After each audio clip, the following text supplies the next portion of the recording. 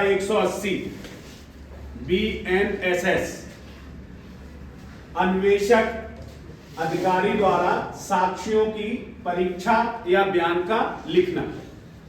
जैसा कि आपने कहा देखा इससे पहले 173 में जब था कि संज्ञेय अपराध की इत्तला थाने में दी जाती है, FIR लिखी जाती है, FIR की एक कॉपी उसमें प्रस्ताव था कि IO को दी जाएगी जो भी इन्वेस्टिगेशन होगा। तो इसमें जो SHO होते हैं वो ये डिसाइड करते हैं उस अपराध की प्रकृति और गंभीरता को लेकर के कि इसकी बहुत संगीन मामला है तो स्वयं करेंगे, अगर संगीन मामला नहीं है तो फिर वो उसकी विवेचना उनके मातहत उनके सबऑर्डिनेट जो निरीक्षक तैनात होते हैं उनको दे देते हैं विवेचना। अब यहाँ कह रहे हैं कि जो ऐसा कोई अधिकारी जो विवेचना कर रहा है तो उत्तर प्रदेश पुलिस के संदर्भ में ऐसा अधिकारी नीचे से शुरू होता है उप निरीक्षक या सब इंस्पेक्टर। हमारे यहाँ ASI नहीं होते हैं, जहां ASI होते होंगे वहां ASI। तो हमारे यहाँ सबसे पहले उप निरीक्षक, फिर निरीक्षक, फिर उसके बाद क्षेत्राधिकारी। विवेचना का इन 3 अधिकारियों के बीच में ही रहती है। तो सबसे पहले जो अधिकारी जिसको भी विवेचना सुपुर्द हुई है विवेचना कर रहा है तो वह ऐसे सभी गवाहों के जो उस घटना के तथ्यों से और परिस्थितियों से पूर्ण रूप से वाकिफ हो, उनको पूर्णता उसकी जानकारी हो, ऐसे व्यक्तियों से पूरी घटना के बारे में गवाही लिखेंगे लेंगे। ऐसी गवाही को जो पूछा जाएगा उनसे उत्तर देने के लिए वो बाध्य है।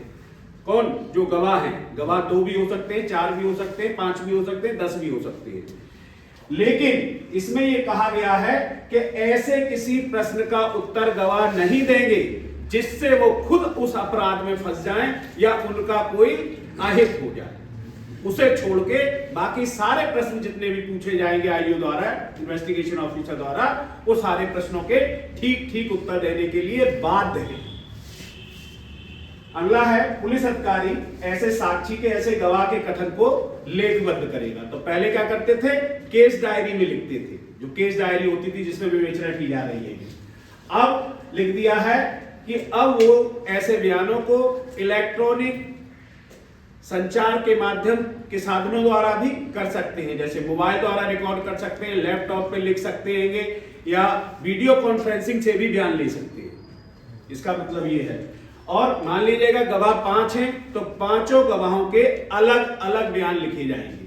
लिखने का वही तरीका जो बताया गया है कि अमुक व्यक्ति ने पूरा नाम, पता, एड्रेस, मोबाइल नंबर लिखने के बाद बदरियाफ्त बताया। बदरियाफ्त का मतलब है पूछने पर बताया कि दिनांक इतने को मैं यहाँ पे इस वजह से यहाँ मौजूद था और मैंने अपनी आंखों से ऐसी ये घटना होती हुई देखी।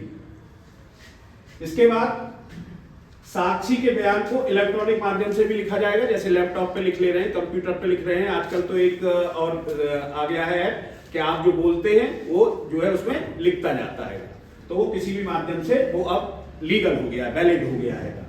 अब जो सबसे इंपॉर्टेंट बात है इस धारा 180 की, जो पहले CRPC में हुआ करता था 161 का बयान लिखना, गवाहों का बयान लिखना, अब हो गया है 180 कि जब कोई यौन अपराध से पीड़ित महिला का बयान लिखा जाएगा तो उस बयान को लिखने के लिए महिला पुलिस अधिकारी का होना मैंडेटरी है, जरूरी है।